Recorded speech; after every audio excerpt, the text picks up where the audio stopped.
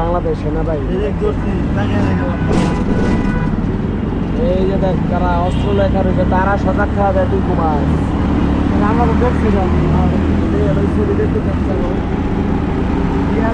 বাংলাদেশ সরকারি বাস।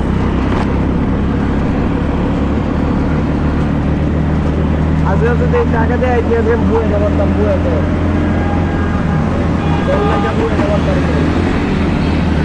ওই দেখ আর্মি যাওয়া অনেক ছেলে দিতে আর্মি রাস্তাঘাটে